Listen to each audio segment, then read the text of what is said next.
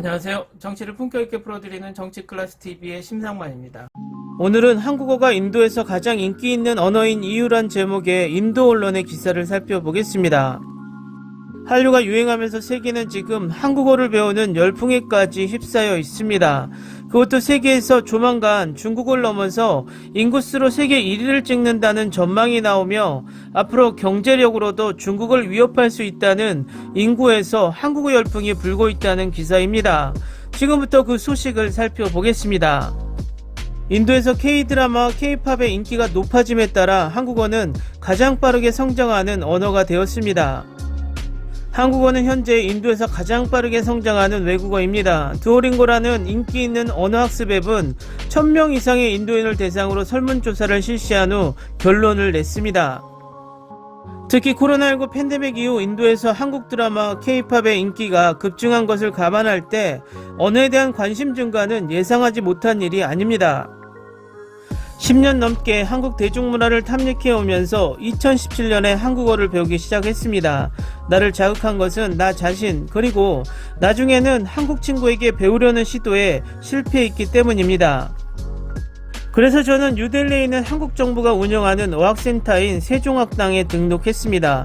2008년부터 K-드라마 영화를 보았지만 K-팝이 생동감 넘치는 효과가 결국 언어를 배우게 만들었습니다. 첫날 우리 선생님은 똑똑한 사람은 하루에 한국어를 배우고 멍청한 사람은 일주일 안에 한국어를 배울 수 있다고 말했습니다. 한국어 문자 시스템을 배우는 것은 참으로 쉽습니다. 초기 한글 익힘은 매우 빠르기 때문이고 한국어는 서민을 위한 언어이기 때문입니다. 한국어를 배우는 사람이라면 누구나 한국어의 역사에 익숙할 것입니다. 세종대왕은 배우기 쉬운 문자체계를 만들도록 지시했습니다. 1443년까지 한자는 한국의 주요 글쓰기 매체였으며 부유층에게만 알려졌습니다. 한국어 동음이어와 함께 점차 수업이 어려워지고 문법은 모든 학습자의 인내를 테스트합니다. 그러나 좋아하는 K-팝 스타가 말하는 것을 이해하는 기쁨을 넘어 그 언어는 완전히 새로운 문화를 이해하는 관문이 됩니다. 그 과정에서 내가 한국어를 배우도록 충동한 대중문화 측면이 뒷전으로 밀려났습니다. 이제 의미를 풀고 새로운 어휘의 문화적 맥락을 해독하고 내 관심을 끄는 한국어 말장난을 얻는 것이 아름다움입니다. 표현의 매체로서 언어는 모든 문화의 가장 본질적인 측면 중 하나입니다. 인도에 대한 한류의 영향력이 깊어짐에 따라 언어를 배우려는 경향이 증가하는 것은 자연스러운 결과입니다. 대학을 졸업하고 한참 뒤에야 본격적으로 공부에 복귀하면서 일반 교실이 스마트 교실로 바뀌었고 각계각층의 사람들이 들어왔다는 사실을 깨달았습니다.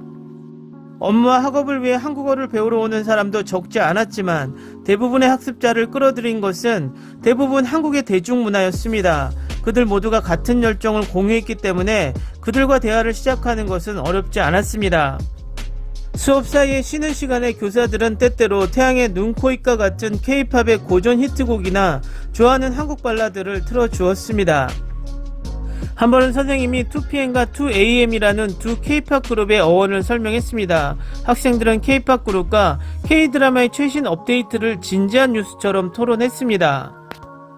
수업은 재밌었지만 엄격했습니다. 때로 한국의 불굴의 교육제도의 흔적이 특히 시험 기간에 스며들었으며 그럼에도 불구하고 교실은 현실을 잠시나마 잊을 수 있는 한국 마니아들에게 유토피아였습니다.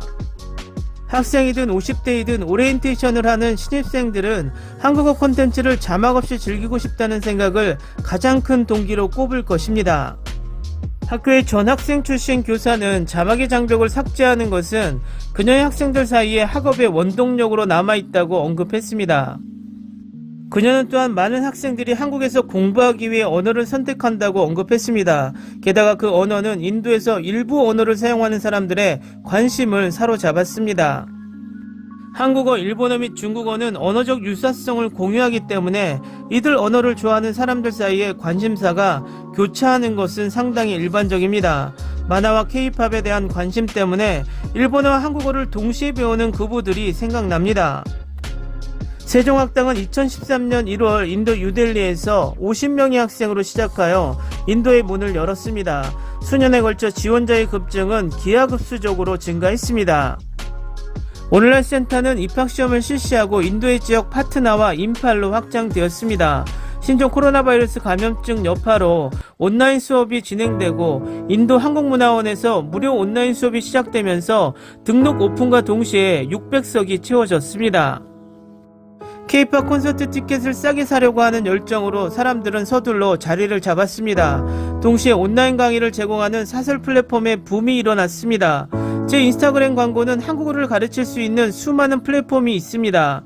언어학습에 대한 물리적 장벽이 사라졌습니다. 쉬운 접근성을 보장하는 것은 한국 사람들에게 엄청난 타이밍인 것 같습니다. 디지털 혁명은 대중문화 콘텐츠를 전 세계적으로 볼 수 있게 한 한류를 불러왔고 지금은 그 언어로 큰 인기를 누리고 있습니다. 이처럼 한국어에 대한 뜨거운 관심은 인도에만 국한된 것이 아닙니다. 듀오링고의 보고서에 따르면 한국어는 브라질, 프랑스, 독일, 멕시코 등 다른 국가에서도 가장 빠르게 성장하는 외국어입니다. 영국은 동양의 대중문화에 대한 관심이 높아짐에 따라 일본어 학습자의 증가를 목격했습니다. 그리고 내 K-POP 트위터 피드가 진화하는 추세를 나타내는 것이라면 다음으로 큰 사건은 중국 드라마일 가능성이 큽니다. 봉준호 감독은 2020년 아카데미 시상식에서 기생충이 최우수 영화상을 받은 후 연설에서 1인치라는 자막의 장벽을 넘어서면 더 많은 놀라운 영화를 보게 될 것이라고 말했습니다. 돌이켜보면 로스앤젤레스에서의 봉 감독의 발언은 인도 청중들 사이에서 반향을 일으켰던 것 같습니다. K-드라마, K-팝의 애호가들은 자막이 있는 콘텐츠를 즐기는데 머물지 않았습니다.